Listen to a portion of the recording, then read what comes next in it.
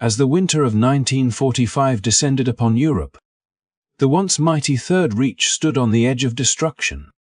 What was once hailed by its leaders as an empire destined to last 1,000 years had been reduced to a crumbling fortress surrounded on all sides.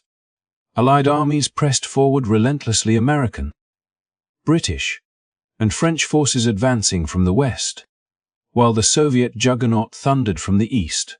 Cities that had once symbolized the power and pride of the regime were now little more than smoldering ruins, scared by fire, rubble, and despair. The reality was undeniable. Nazi Germany faced inevitable defeat. But inside the underground bunkers of Berlin, its leaders refused to accept this truth. They clung to illusions of miracle weapons, hidden divisions, or secret peace deals that might somehow turn back the tide of war. In the heart of this chaos was Adolf Hitler himself, sick, isolated, and consumed by paranoia, still issuing commands to armies that no longer existed and expecting victories that would never come. Yet the collapse of Nazi Germany was not simply a military defeat. It was also the unraveling of a tightly woven circle of loyalty, betrayal, fanaticism, and despair. Figures who had once stood proudly at Hitler's side now scrambled desperately to save themselves. Some dreamed of negotiating with the Allies. Others chose to remain fanatically loyal to their leader until the bitter end. Meanwhile, millions of ordinary civilians, caught in the crossfire, endured unimaginable suffering, bombardments, starvation, and the brutal reality of urban warfare. This story is not only about the downfall of a dictator, but also about the inner circle that surrounded him, the men and women who helped maintain his power, carried out his orders, and then faced the reckoning when everything collapsed. From Joseph Goebbels' final propaganda broadcasts to Heinrich Himmler's secret attempts at surrender, from Göring's power plays to the tragic fate of families trapped in Berlin, each moment reveals the desperation of a regime in freefall. In this episode, we will journey into those last months of the war through the bunkers,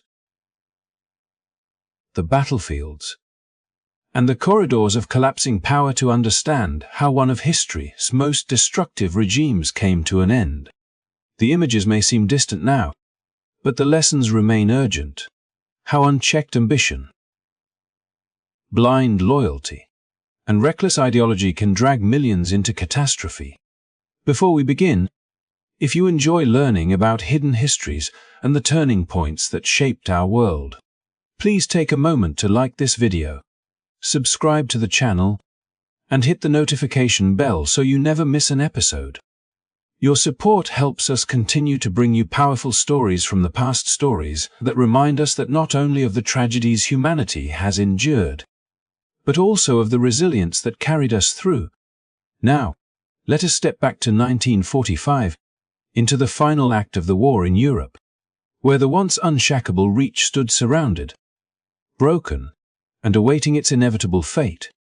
In the final months of the war, when the walls of the collapsing Reich were closing in, and the once celebrated leader could no longer command the same aura of invincibility, a striking image emerged, one that revealed not power, but frailty.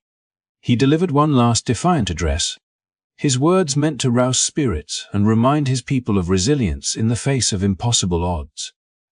Yet those who listened could not ignore the reality before them. His voice carried the echoes of earlier triumphs, but it was weakened by time, by exhaustion, and by the unrelenting pressure of a world closing in. His figure was diminished, his frame thinner, his complexion pale, and his movements sluggish, betraying the wear of sleepless nights and the weight of an empire slipping beyond his grasp. For many who watched, it was as though they were seeing not the fiery orator who once commanded nations, but the shadow of a man who had been overtaken by his own destiny. The address attempted to project strength, as though sheer willpower could change the course of events. He spoke of sacrifice, of duty, of an unyielding struggle, weaving together the rhetoric of resistance as though it were still possible to reverse the tide. But even as his words filled the air, the truth loomed over every sentence. The armies of the Allies were advancing from every direction. The cities lay in ruins, and the once mighty war machine was breaking apart. Those who stood before him wanted to believe, perhaps even needed to believe, but in their hearts they knew that these promises could no longer mask the desperation. It was a performance meant to inspire, but it revealed far more about decline than about strength. The setting itself carried an eerie sense of contradiction. The room was staged with flags and symbols that once struck fear and commanded obedience. Yet now they seemed like relics of a fading dream. The lighting cast long shadows across the walls, almost as if to emphasize the emptiness that had replaced grandeur. Each gesture, once sharp and full of energy, now seemed hesitant and forced, and each pause between phrases revealed the strain of a body that could no longer keep pace with ambition. Observers whispered quietly among themselves, noting how different he appeared, how far he had fallen from the unyielding figure they remembered from the early days. There was something almost tragic in the spectacle, an individual desperately clinging to the illusion of control, even as the world beyond those walls slipped irretrievably away. And yet, despite the fragility on display, the defiance was real. He still tried to hold himself as though unbroken, still summoned the remnants of his charisma to command attention, still framed his words as though history itself might bend to his will. It was this clash between the undeniable signs of decay and the stubborn persistence of will that made the scene so compelling. Every sentence carried both the memory of past dominance and the undeniable truth of present weakness. Every word was both a declaration of resistance and a silent admission of inevitability. This duality was not lost on those who were present, and it has not been lost on history. It was the moment when the mask of invincibility slipped, when the fragile humanity beneath the image of authority became visible to the world. For the listener, the experience was unsettling. They were caught between two realities: the enduring myth of the leader who had once commanded their loyalty, and the undeniable evidence of a man undone by time, by pressure, and by the crushing weight of failure. Some clung to hope, driven by fear of the alternative, while others quietly accepted that this was the end. The words were delivered with conviction, but the body betrayed the truth. This was no longer a man capable of shaping destiny, but one swept along by it. The speech would be remembered not for its power, but for its exposure of weakness. It was the final act of defiance in a story already written by the march of events, a performance that revealed more than it concealed. History would later record this moment not as a triumph of rhetoric, but as a poignant symbol of decline. It was the last attempt to shape the narrative, to hold back the tide with words when armies and weapons had failed. But history is not easily swayed. No speech, however passionate, could undo what had already been set in motion. Those who reflect on this moment see it as a powerful reminder of how quickly strength can erode, how swiftly power can fade, and how even the most commanding figures can be reduced to shadows of themselves when the weight of reality becomes too heavy to bear. It is a story that captures not only the fall of a regime, but also the frailty of human ambition when confronted with forces far beyond control.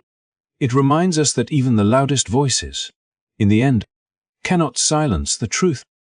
In the spring of 1945, the once unshakable figure who had dominated Europe for over a decade was now reduced to a man whose body betrayed him at every turn. Adolf Hitler, only 55 years old, appeared far older than his years, ravaged by illness and the endless pressures of a collapsing empire. Those around him watched as he moved with an unnatural stiffness, his hands often trembling uncontrollably, his face marked by a pallor that spoke more of exhaustion and sickness than the fiery resolve he once projected. Gone was the commanding presence that had enthralled masses with his speeches. In its place stood a weakened, hollow version, propped up not by strength of will, but by a dependence on the strange medical concoctions prepared daily by his personal physician. Theodor Morel. Morel's treatments had become a lifeline, but also a crutch. Known for administering a dizzying array of injections and pills, he provided everything from vitamins and stimulants to more powerful substances designed to keep Hitler functional for just a few more hours. The leader's day often began not with strategy meetings or battlefield reports, but with the prick of a needle or the swallowing of pills that promised temporary relief from the relentless pain and fatigue. Witnesses noted the almost ritualistic reliance, as if the injections themselves carried the illusion of renewed strength, even though the toll on his body was visible with each passing week. What remained of his vitality seemed less a product of his own resilience than the artificial boost of Morel's cocktails.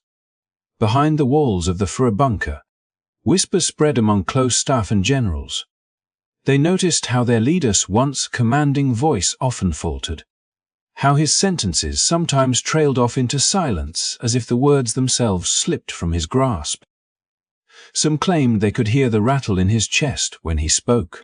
Others observed the small, uncontrollable twitches that betrayed a deeper decline for those who had once seen him stride confidently before vast crowds.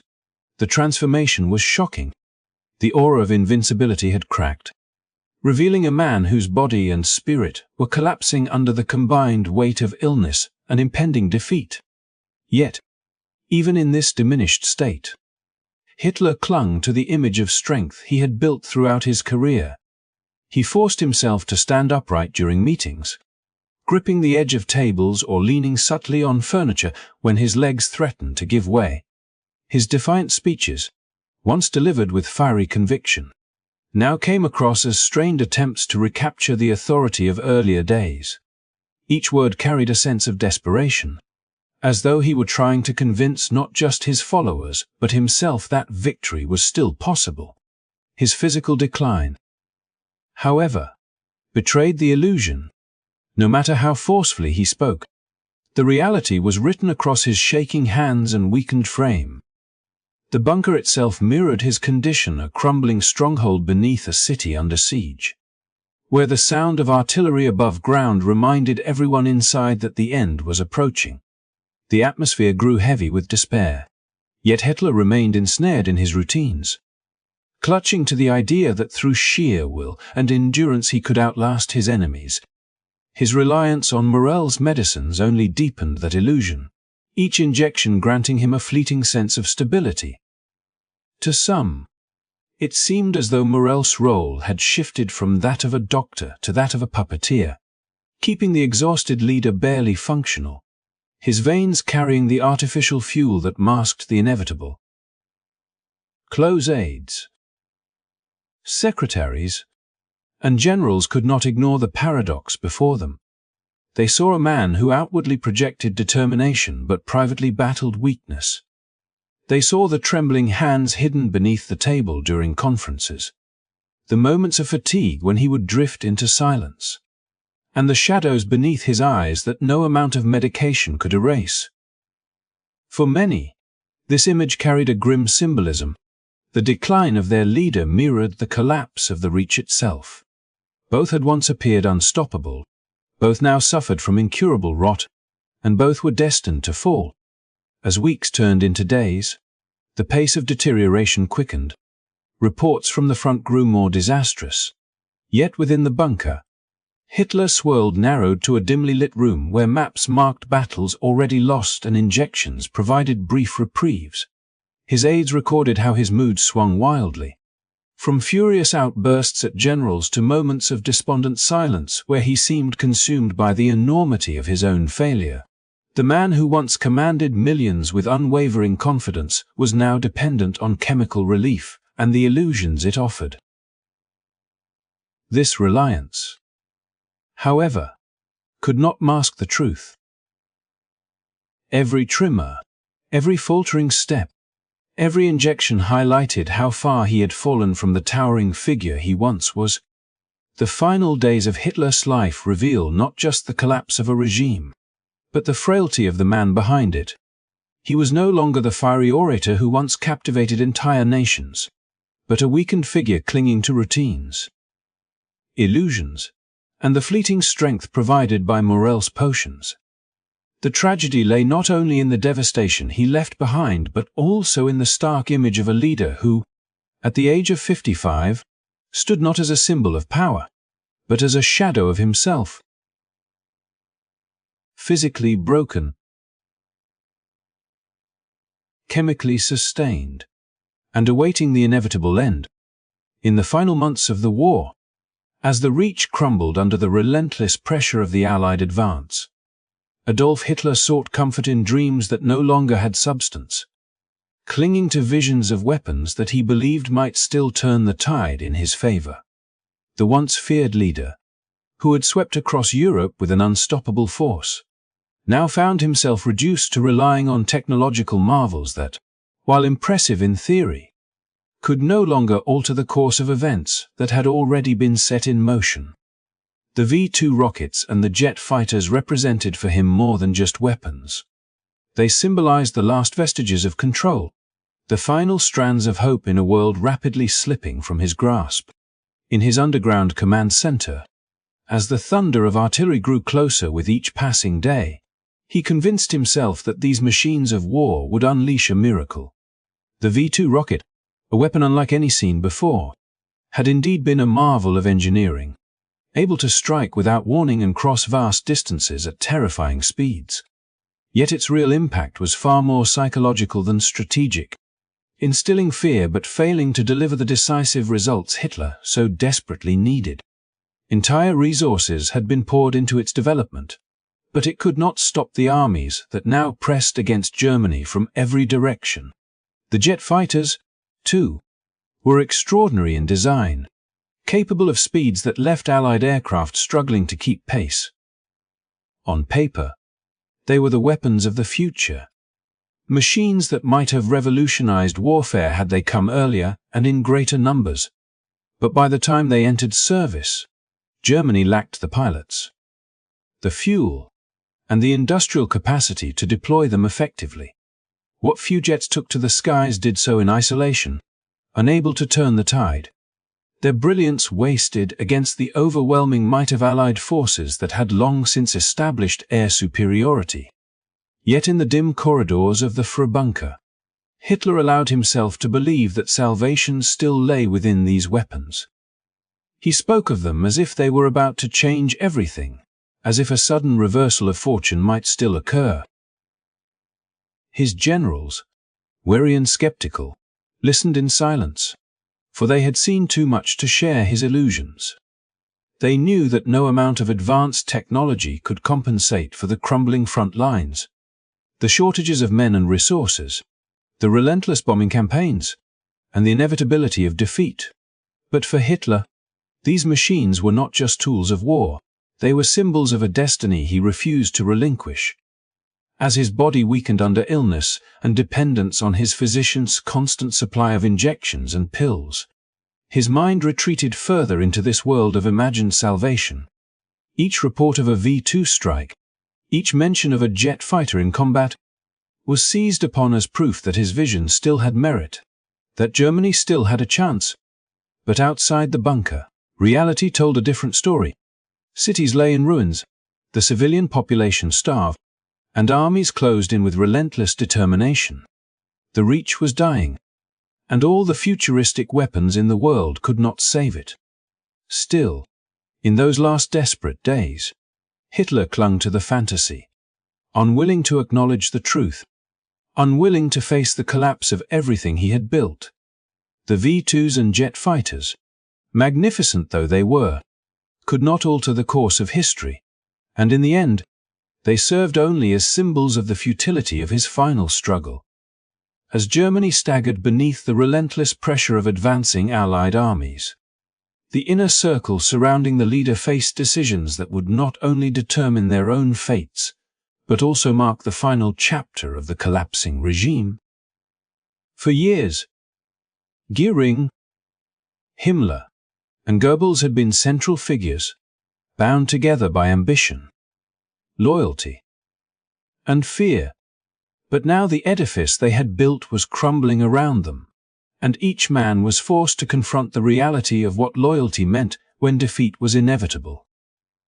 Göring, who once embodied the image of a flamboyant and confident air marshal, saw his influence evaporate as the Luftwaffe lay in ruins, incapable of stopping the Allied bombing raids that reduced German cities to rubble. The man who had promised aerial supremacy and boasted of victories in the early days now faced the uncomfortable truth that his promises had turned hollow, and his authority waned with every passing day. In private, Göring considered whether his duty was to remain faithful to the collapsing structure or to secure a path for survival, knowing full well that his name was already etched into the record of history in ways he could not control. Himmler, on the other hand, carried himself with the cold calculation of a man who believed he could still maneuver even in the shadow of defeat. As head of the feared security apparatus, he had always operated with an air of secrecy and cunning, and in the final months he began to imagine that he could negotiate with the Allies, positioning himself as a possible mediator who could salvage something from the wreckage. To many, this was a betrayal of loyalty. Yet to Himmler it was a pragmatic step born of survival instinct, a desperate attempt to carve out a future when the present was disintegrating. He cloaked his maneuvering with the language of responsibility and foresight. But those within the inner circle recognized the undertone of self-preservation, and suspicion quickly grew about his true intentions. Goebbels, by contrast, clung most fiercely to the collapsing dream. As Minister of Propaganda, he had spent years weaving narratives that glorified triumph, vilified enemies, and fostered illusions of invincibility. Even as bombs fell on Berlin and the front lines collapsed, he continued to spin words into weapons, urging the population to fight on, portraying sacrifice as noble and suffering as proof of loyalty. Unlike Göring and Himmler, Goebbels tied his fate inseparably to that of the leader, refusing to imagine a future outside of loyalty. His speeches, broadcast to a weary and starving nation, revealed not only his devotion but also his desperation to sustain a vision that had already dissolved into smoke. In the claustrophobic atmosphere of the bunker, the tensions between these men became increasingly evident. Loyalty was no longer an abstract virtue but a question of survival, and each decision carried the weight of betrayal. Göring's communication with military leaders, Himmler's quiet overtures to the Allies, and Goebbels' insistence on defiance all revealed different ways of confronting the end. The collapse of the front lines magnified these differences, and whispers of treachery mixed with vows of fidelity. The leader, weakened by illness and reliant on the concoctions prepared by Morel, watched with suspicion as those closest to him struggled to reconcile their loyalty with their instinct to survive. The collapse of Germany was not only a military reality but also a moral one, and in these last days, Göring, Himmler, and Goebbels became embodiments of the choices available to those who had tied themselves to power. Göring's wavering loyalty reflected the exhaustion of a man who once basked in glory, but could no longer command it. Himmler's quiet scheming revealed the pragmatism of someone who sought survival even at the cost of betrayal. Goebbels' fanatical devotion embodied the inability to separate identity from loyalty, a refusal to abandon the dream even when reality had obliterated it. As the Red Army drew closer to Berlin and the thunder of artillery shook the ground, the walls of the bunker held not just men but also their fears, ambitions, and the weight of a crumbling empire. In those suffocating rooms, the choices of Göring, Himmler, and Goebbels illustrated the human dimension of collapse, how ambition could turn to fear, how loyalty could dissolve into self-preservation, and how devotion could become a final act of desperation. These were not abstract figures, but individuals caught between the crushing weight of history and their own struggle to what survival or loyalty meant when the end was no longer a distant possibility, but an immediate reality. The drama that unfolded among them serves as a reminder that in the end, power does not shield one from fear or betrayal, and loyalty itself is tested most severely not in moments of triumph, but in the final hours of collapse. Their choices, though divergent, all converged on the same unavoidable truth. The regime they had served with such intensity was disintegrating before their eyes, and no amount of scheming, persuasion, or devotion could alter the course of history that had already been sealed. Even as the Reich crumbled under the relentless weight of advancing Allied armies, Joseph Goebbels, the tireless minister of propaganda, clung to his mission with unwavering intensity, seeking to bend reality itself into a weapon of survival. While cities lay in ruins, families fled underground shelters, and the German people endured hunger and despair, Goebbels insisted that the power of belief could still change the outcome of the war. His conviction took tangible form in one of the most extravagant propaganda projects ever conceived during those desperate months: the production of the film Kohlberg. This grand cinematic undertaking was designed not simply as entertainment but as a symbolic rallying cry, urging ordinary Germans to stand fast in the face of inevitable defeat, to embrace sacrifice, and to summon courage from a romanticized past.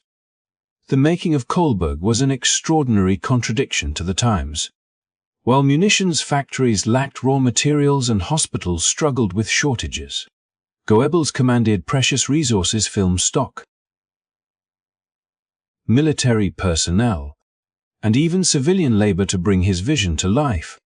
Thousands of soldiers were pulled from the front lines, not to defend collapsing borders but to act as extras in battle scenes, dressed in period uniforms and wielding replica weapons, recreating the defiance of a 19th-century Prussian town under siege. At a time when every train car was desperately needed to transport food, weapons, and refugees, trains were instead allocated to deliver costumes, props, and equipment for the production. Goebbels seemed to believe that if Germans could watch their ancestors' legendary resolve projected onto the silver screen, they too might resist surrender and cling to the collapsing regime with the same fervor. This obsession with Kohlberg was not merely an artistic endeavor, but a reflection of Goebbels' devotion to Hitler himself. To Goebbels, propaganda was not just a political tool. It was the soul of the Reich, a force that could inspire, manipulate, and control even when bullets and bombs had failed. In those final months, when many of Hitler's inner circle considered escape, negotiation, or personal survival, Goebbels saw loyalty as his only path. He wrapped himself in the illusion that the war could still be fought on the battlefield of perception, where morale was the decisive weapon. His speeches and radio broadcasts thundered with calls for unshakable resolve, urging civilians to endure hunger, bombardment, and loss as noble sacrifices for the future. The people may have whispered doubts in private, but on the airwaves and in the press, Goebbels painted a portrait of a nation still destined for triumph. The paradox of Kohlberg was profound. Here was a film meant to inspire heroic endurance, yet it was completed as the Third Reich's physical world disintegrated. By the time it premiered in January 1945, there were scarcely any theaters left intact to screen it. Many cinemas had been destroyed by Allied bombing. Electricity was unreliable, and audiences were often too exhausted, hungry, or displaced to sit through a lengthy spectacle. The very act of producing such a film in the midst of devastation revealed the widening gulf between the propaganda machine and the grim realities of daily life. Still, Goebbels pressed on, convinced that symbols and stories could hold together what tanks and planes could not. For Hitler, who had long believed in the power of propaganda, Goebbels' loyalty was a bomb. While generals questioned strategies and allies faltered, Goebbels never wavered in his faith, casting Hitler not as a man presiding over collapse, but as a visionary leader whose people owed him their last breath of devotion. The relationship between the two was one of near total submission. Goebbels existed not for his own ambition but as the voice, the echo, the unwavering amplifier of Hitler's will. In the bunker and in public, he carried the same message: loyalty until the very end, even when the end was certain. The tragedy of this loyalty was that it chained millions of ordinary Germans to an ever-deepening spiral of suffering. While Goebbels broadcast messages of resilience, families dug through rubble for food, soldiers fought unwinnable battles, and children were conscripted into hopeless defense. Every frame of Kohlberg stood in contrast to the lived reality of those who could not flee the path of destruction. Yet Goebbels' commitment to his craft, his voice, and his leader never faltered. In his to stop would be to betray not only Hitler, but the entire mythology he had helped to construct. As the Reich drew closer to collapse, the figure of Goebbels stood as both a symbol and a warning, a man who clung to words and images as the world around him dissolved. His devotion to Hitler and his determination to maintain the illusion of strength, even through a film few would ever see, underscored the lengths to which propaganda could attempt to shape reality. It also revealed how deeply entwined personal loyalty, ideology, and power had become in the final, desperate days of the regime. To the very end, he believed that if the German people could just see, hear, and believe in the vision projected before them, they might transcend reality itself. But reality was unyielding, and no amount of film or fervor could turn the tide that history had already decided. As the empire crumbled and the sound of distant artillery grew louder each day, whispers of desperation filled the air of Berlin's war-torn corridors. Some within the upper circle still clung to illusions of turning the tide, while others quietly began searching for escape routes from the very regime they had once pledged undying loyalty to. Among them was Heinrich Himmler, a man whose entire identity had been forged within the machinery of the state, yet who now looked toward the collapsing horizon with cold calculation. Unlike Joseph Goebbels, who remained bound by his devotion to Hitler and the dream of holding on until the last breath, Himmler saw survival as a possibility if only he could reshape his role in the eyes of the victors. His thinking was simple but daring.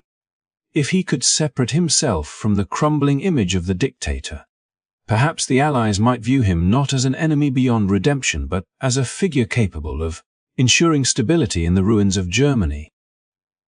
In secret, he began reaching out through intermediaries, searching for channels of communication with the Western Allies.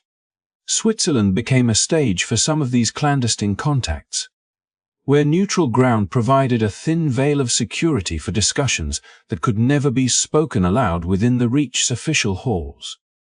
Himmler's messengers carried his offers carefully cloaked in vague assurances, suggesting that he could bring about a negotiated surrender, or at the very least prevent further bloodshed in exchange for being allowed a role in shaping the future. He portrayed himself as a man willing to sacrifice his allegiance for the sake of peace, hoping the Allies would believe he was distancing himself from the fanatical last stand being orchestrated in Berlin. Each message, however, carried the unspoken truth. His motives were not rooted in altruism, but in the desperate instinct to cling to relevance when everything around him was turning to dust. The irony of his ambition was stark. For years, Himmler had enforced absolute loyalty, building a structure that demanded obedience and punished even the smallest acts of dissent. Yet now, in the final hours, he himself became the deserter of ideals, seeking to cloak himself as a pragmatic leader rather than the architect of terror he truly was. His outreach was a gamble, one that revealed both his political cunning and his inability to grasp how deeply the Allies already viewed him. He misjudged the weight of his own legacy, believing that his role could be reframed, that perhaps history might cast him as a stabilizing figure instead of one of its darkest faces. In his, the narrative could still be rewritten, and he could transform from a loyal servant of Hitler into a potential intermediary who might prevent the complete annihilation of the German state. But reality was far less forgiving than his imagination. To the Allies, Himmler's overtures reeked of opportunism, an attempt by a man deeply complicit in the regime's crimes to wash his hands clean, when the outcome was already certain. They listened to his messages, but they did not grant him the recognition he sought. Still, in those closing weeks, he clung to the belief that something might change if he persisted. Behind doors, he carried himself as though he still had the authority to shape events, issuing orders to subordinates while simultaneously crafting schemes that betrayed the very man he had once sworn to serve without question. This duplicity spoke volumes about the fractures spreading through the leadership of the Reich, where loyalty dissolved under the weight of impending collapse, and self-preservation became the only ideology that mattered. As bombs rained down on German cities and the Red Army closed in from the east, Himmler continued to harbor the illusion that he might be accepted as a broker of peace. His secret negotiations were like fragile threads cast into a storm, unlikely to hold against the winds of retribution. Yet he pursued them with determination born of fear. Every step he took toward the Allies was also a step away from the world he had helped build, a tacit admission that the dreams of the Reich had become a nightmare with no future. He may have hidden his motives behind words of stability and order, but the desperation in his actions betrayed him, marking him not as a savior of his people, but as a man who could not face the abyss without trying to carve out a place for himself on the other side. In this, his story became a reflection of the broader collapse, a crumbling edifice held together by ambition, fear, and denial, unraveling in the face of inevitable defeat. As the war dragged into its final months, the German people bore the heaviest burden of a collapsing empire, trapped between the advancing armies of the Allies and the ruthless decisions of their own leadership. In cities that had once pulsed with industry, culture, and life, food became ration lines stretched endlessly, and people scavenged for the simplest scraps to quiet the gnawing hunger that had become a daily companion. Mothers worried about feeding their children. Families huddled together in dim basements to escape the thunder of air raids. And entire neighborhoods vanished overnight beneath the relentless bombing campaigns that reduced brick and stone to smoking rubble. The once pro-urban landscapes of Berlin, Hamburg, and Dresden resembled vast graveyards of broken homes, and still the bombs kept falling, day after day, until hope seemed as shattered as the glass littering the streets. For ordinary citizens, survival became an act of endurance. Every sound in the distance carried the threat of destruction. Every shadow in the sky promised fire and steel. Trains that once carried goods and people now brought only soldiers retreating from the front, or refugees fleeing from it. While farms struggled to produce enough to sustain a nation choked by shortages and the chaos of total war, the despair was made worse by a decree that revealed the depths of their leaders' desperation. The infamous order known as the Nero Decree, issued as the Allies closed in, it demanded that German infrastructure, industry, and even civilian resources be destroyed to deny the enemy anything of value. Railroads, bridges, factories, power plants, and stores of food and supplies were marked for ruin. Even if it meant plunging the German people into further suffering, the rationale was framed as a final act of defiance. But to those struggling to survive, it felt like abandonment, a cruel choice that sacrificed them in the name of pride and illusion. Stories spread of entire towns ordered to dismantle their own livelihoods, tearing down what little remained to satisfy this decree. Even as they wondered how their families would live afterward, fathers sent to work in factories that no longer produced, mothers forced to make meals from bitter substitutes, children wearing shoes patched so many times that they were little more than scraps tied to weary feet, all bore witness to a reality in which the dream of victory had long since died, replaced only by the crushing weight of endurance. Yet in this sea of suffering, a quiet resilience persisted. Neighbors shared what they had. Strangers offered a helping hand. And in the ruins of cities, communities clung to fragments of humanity that the war had not yet stolen. The contrast between propaganda and reality became impossible to ignore. Official voices spoke of sacrifice, loyalty, and final victory. But the starving families in cold shelters and the exhausted workers trudging through rubble-strewn streets knew that victory was a phantom. What they endured each day was not heroism but survival. Even so, some held on to a fragile hope that once the nightmare ended, there might be a chance to rebuild, to restore, to live again without the constant fear of hunger, fire, and death from above. For them, the decree that ordered destruction was not the last word, and the silence after the bombs fell carried the faint promise of a different future. As the empire crumbled, the lives of ordinary Germans stood as a stark reminder of war's true cost, measured not in speeches or strategies, but in the hunger of children, the grief of families, and the courage of people who endured when there seemed little reason to believe they could. As the noose around Germany tightened and defeat grew more apparent with every passing day, Adolf Hitler clung desperately to a vision that seemed increasingly divorced from reality. In his The alliance between the United States, Britain, and the Soviet Union was fragile, an uneasy partnership that would shatter once the common enemy of Nazi Germany was removed from the equation. He imagined fissures forming between East and West, with Churchill distrusting Stalin, Roosevelt wary of Soviet ambitions, and each side too suspicious of the other to cooperate fully. This hope became one of the last illusions that fueled his conviction that some miraculous reversal of fortune could still occur, even as his armies crumbled and his people suffered beneath the relentless advance of Allied forces.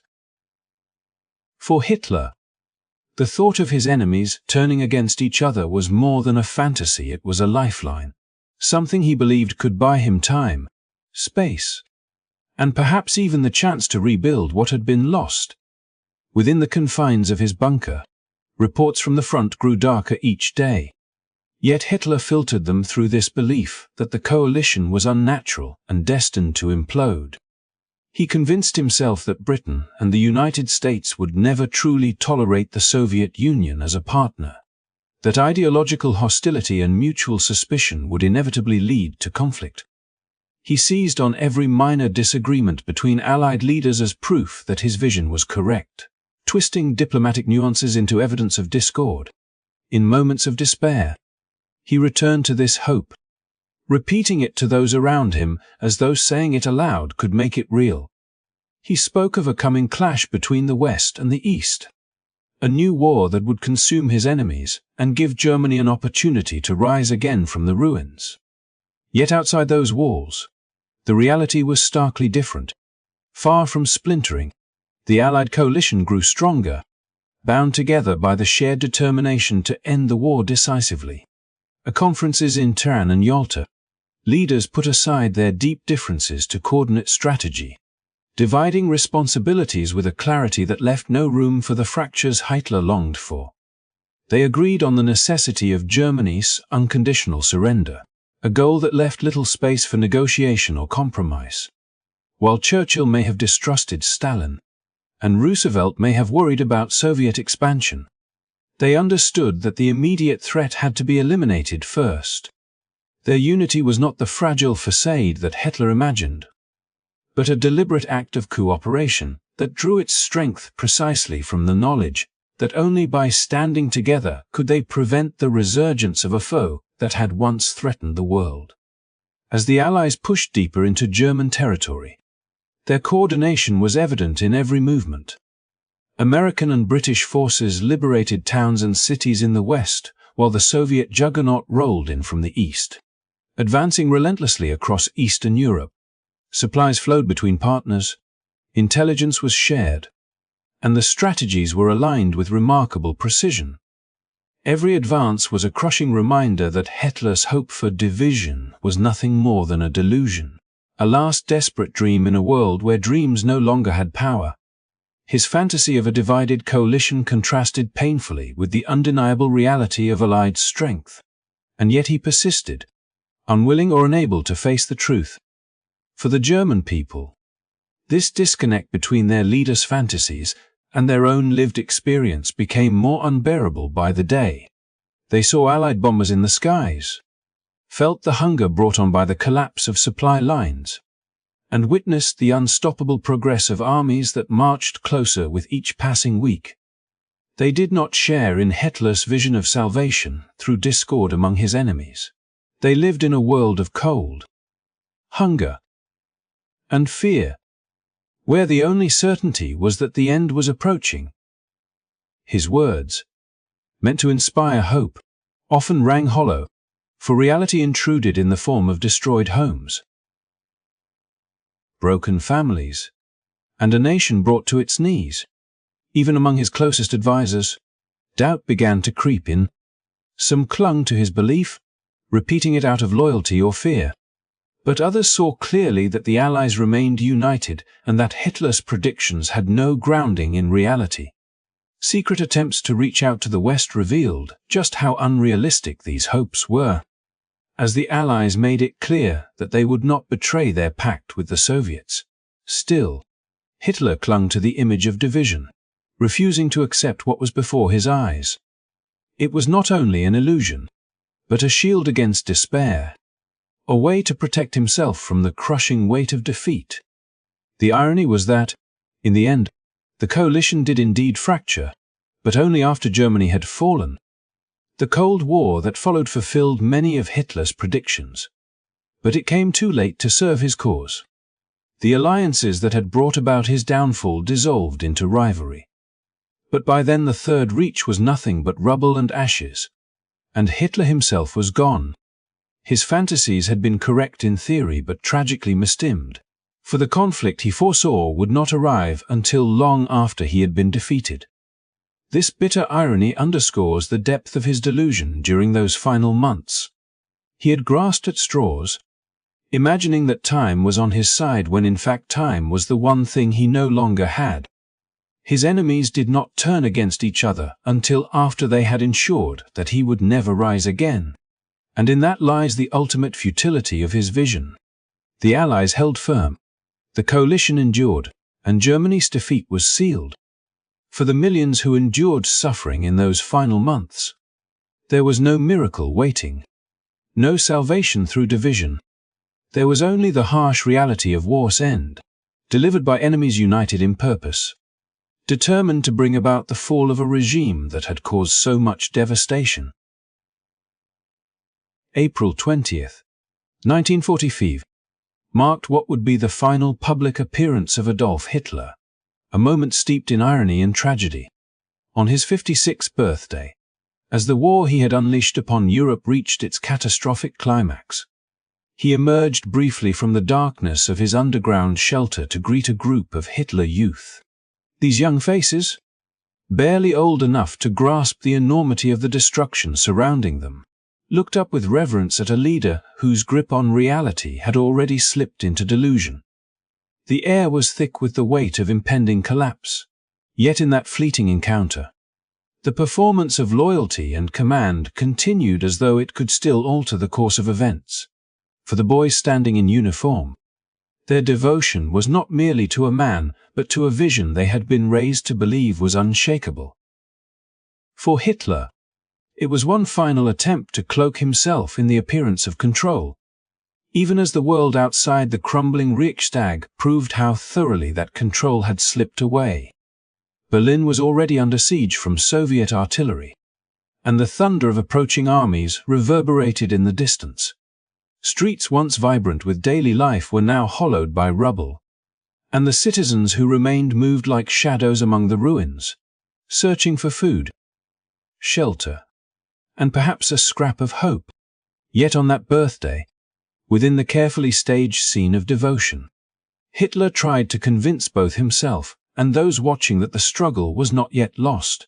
The Hitler youth, indoctrinated from childhood with ideals of loyalty and sacrifice, stood as a testament to the power of propaganda and the tragedy of wasted youth. Their smiles, their crisp salutes, and their unyielding chants were echoes of a past that had promised glory but delivered only ashes. Many of them would be sent to the front lines in the days to come, fighting desperately in battles they had no chance of winning, their lives offered up to prolong a fantasy of resistance. The moment was symbolic in its stark contrast between the illusion of order and the chaos of reality. Here was a leader celebrating his birthday beneath collapsing walls, watched by children he had taught to die for a dream, while his generals whispered of defeat and his people suffered hunger and despair. To the outside world, Hitler's appearance seemed a final act of defiance. Yet in truth it revealed a profound detachment from the destruction around him. He did not see the shattered families, the starving mothers, or the endless columns of refugees. Instead, he chose to see only the smiling faces of boys who still believed, a fleeting reminder of the power he once wielded with terrifying effectiveness. For the people of Germany, the scene carried another meaning. Those who survived the bombings and the endless ration lines had already begun to doubt the man in whom they had once placed their faith. Many could no longer reconcile the promises of prosperity with the nightly reality of air raids and the daily struggle to find bread. Yet even as whispers of disillusion spread, the machinery of loyalty ground forward, demanding obedience until the bitter end. The birthday gathering of Hitler Youth stood as one of the last public rituals of that obedience, a ritual in which despair was cloaked by the performance of unity. The meeting also carried a deeply unsettling symbolism, the old man clinging to children for affirmation of his relevance, while men of his own age and rank plotted how to negotiate with the advancing Allies or sought to flee the ruins of Berlin. It was a reminder that the Reich, once built on claims of strength and vitality, had become a hollow shell propped up by the sacrifices of the very young and the very old. Even in his last public act, Hitler revealed the tragic essence of his leadership, the ability to command loyalty while offering nothing in return but destruction. As he retreated once more into the bunker, leaving behind the echo of chants and salutes, the illusion of control evaporated, the city above continued to burn, and the armies encircling it moved closer by the hour. Those young boys, filled with devotion, could not hold back the collapse of an empire, nor could their loyalty reverse the tide of defeat that had already washed across Europe. Hitler's last public appearance was less a moment of strength than a reflection of the emptiness of his power. It was a performance staged at the edge of ruin, a final attempt to hide the truth that the world around him had already understood. The end was near, and nothing could change it. Looking back, that April day stands as one of history's most haunting images. The leader who had once commanded millions now stood among children, clinging to their devotion as his armies disintegrated and his nation starved. The cheers that filled the air were not the sounds of victory but the fading echoes of a movement that had consumed itself. In those moments of carefully crafted theater, one can glimpse both the seductive power of ideology and the devastating cost of blind allegiance. It was a final act in a story of destruction, performance that masked despair, and a symbol of how far Germany had fallen from the illusions of triumph it had once embraced. And in that scene, Hitler smiling at boys too young to understand the futility of their devotion, the collapse of an empire was written not in the shouts of enemies, but in the hollow applause of its last believers. As the walls of Berlin trembled under the relentless thunder of artillery, and the once mighty German war machine lay in ruins, the inner circle around Hitler began to fracture under the unbearable weight of defeat.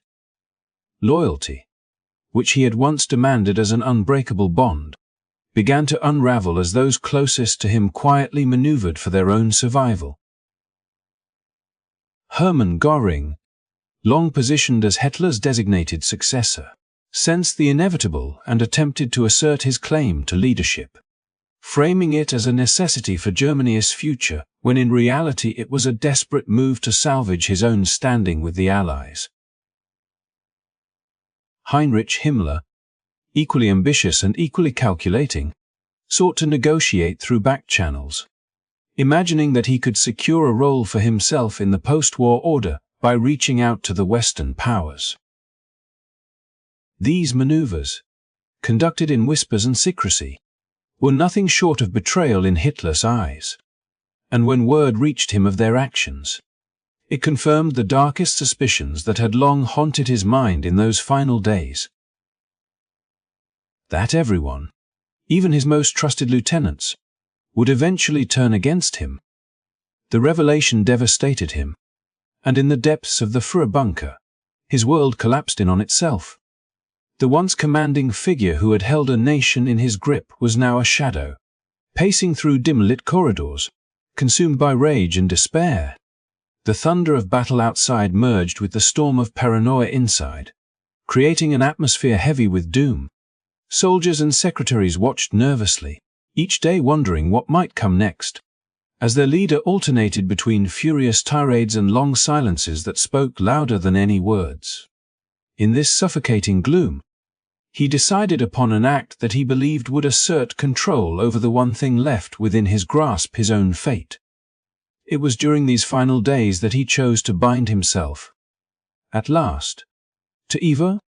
She had stood by him for years in the shadows, her life one of secrecy and sacrifice, rarely acknowledged publicly yet always close at hand. In the midst of crumbling walls and the collapse of an empire, he offered her the recognition of marriage, as if this final gesture could create a moment of human connection amidst the devastation. The wedding was conducted in the bunker on the night of April 29, 1945, witnessed only by a handful of those still loyal enough to remain. There was no grandeur, no celebration, only the muted solemnity of a union made under the shadow of imminent destruction. For Eva, it was both an affirmation of devotion and a step into inevitability, as she chose to share not only his name but also his fate. The following day, with the Soviet army pressing ever closer to the very heart of Berlin, Hitler retreated into private rooms with Eva. The reality of the end could no longer be denied. Outside, aides and officers braced themselves for what they knew was about to come. The bunker hushed in an unnatural silence broken only by the distant roar of battle and the muffled footsteps of those pacing anxiously in the corridors. When the moment finally came, it was abrupt and final. Hitler and Eva chose to end their lives together, leaving behind instructions for their bodies to be destroyed so that they would not be desecrated by the advancing enemy. In that single act, Hitler's rule came to a close not with a final command or speech but with silence, the sound of the world's most destructive conflict shifting decisively toward its conclusion. For those inside the bunker, the atmosphere after the event was chilling, a mixture of disbelief and grim acceptance. Joseph Goebbels, unwavering in his fanaticism, stepped into the vacuum left behind. But even his determination could not alter the trajectory of events. The German capital was falling, the Reich was crumbling, and the man who had once embodied its power was gone. In the end, the betrayal he had so feared became reality, not because his followers abandoned him in those last hours but because the very edifice he had built was hollow, incapable of withstanding either external assault or internal disillusionment. His death was not just the end of a life, but the final act in a tragedy that had consumed millions and reshaped the world. And in the smoldering ruins of Berlin, the echoes of those last choices lingered, marking the collapse of a regime that had once seemed unstoppable yet could not endure the combined weight of its own corruption and the determined resistance of the world arrayed against it. The collapse of the Nazi regime was not a moment of heroic defiance, but a descent into chaos, deception, and despair. As Berlin crumbled under relentless bombardment, the men who once claimed to be architects of a grand empire revealed the true fragility of their convictions. Joseph Goebbels, who had spent years feeding the German people a steady stream of propaganda, chose to silence the future by taking the lives of his own children before ending his own. Heinrich Himmler, the architect of some of the darkest policies in the regime, attempted to reinvent himself as a negotiator with the Allies, but when his duplicity was exposed, he resorted to poison, unable to face the judgment awaiting him. Hermann Göring, once seen as Hitler's right hand and heir, surrendered ignominiously, stripped of power, and later captured by Allied forces. What was once proclaimed the 1,000-year Reich did not even survive 2 decades, instead collapsing in rubble, leaving behind only destruction and the memory of human suffering on an unprecedented scale. This so-called empire, built on lies and cruelty, ended not with strength but with leaders fleeing, betraying one another, or choosing to escape accountability. The devastation they left behind was borne not by them, but by millions of ordinary people whose lives were destroyed, displaced, or forever altered. Cities lay in ruins, families were torn apart, and Europe was scarred both physically and morally. The fall of Berlin in 1945 became not just a military turning point, but a moral reckoning for humanity. It forced the world to confront what happens when unchecked ambition, hatred, and ideology overpower reason and compassion. Yet, from this devastation emerged an important lesson: tyranny cannot sustain itself indefinitely. No matter how strong it may appear, the cruelty of dictatorships is always accompanied by internal decay, by paranoia, betrayal, and the collapse of loyalty. The 1,000-year Reich did not fall to external force alone. It crumbled because its own foundation was built on falsehoods and fear. Those who enforced the system were themselves consumed by it, each scrambling to save their own life when the dream unraveled. Their empire was a sandcastle before the tide, its collapse inevitable. History reminds us that the legacy of such destruction does not vanish when the tyrants are gone. The scars remain in the memories of survivors, in the broken structures that once housed ordinary lives, and in the stories passed down through generations. Remembering the end of this regime is not just about retelling tragedy, but about guarding the future from repeating it. The downfall of Berlin is a cautionary tale, a reminder that unchecked power and blind devotion can lead not to glory, but to ruin. As the guns of war fell silent in May 1945, a new era began. Nations faced the daunting task of rebuilding, both materially and morally. The trials at Nuremberg that followed sought to bring justice, not vengeance, to ensure the world saw accountability for crimes that could not be ignored. The lessons of this collapse laid the groundwork for international agreements, human rights declarations, and institutions meant to preserve peace. They were imperfect, and the world has continued to struggle. But the end of the Nazi regime stands as one of history's starkest warnings against tyranny and hatred. When we look back at those final days in the bunker, at the chaos in Berlin, at the desperate actions of those who had once appeared untouchable, we are reminded that even the most powerful regimes fall when built upon lies. And when they fall, they do not leave behind the strength they promised, but only ruin. The so-called 1,000-year Reich became, instead, a fleeting shadow, a short-lived chapter in the long history of humanity, remembered for its cruelty and for the lessons born from its ashes. Thank you, dear listeners, for staying with this journey through one of history's darkest and most important chapters. By revisiting these events, we do not glorify them, but rather keep their memory alive so that we may recognize the signs of tyranny and resist it in our own time.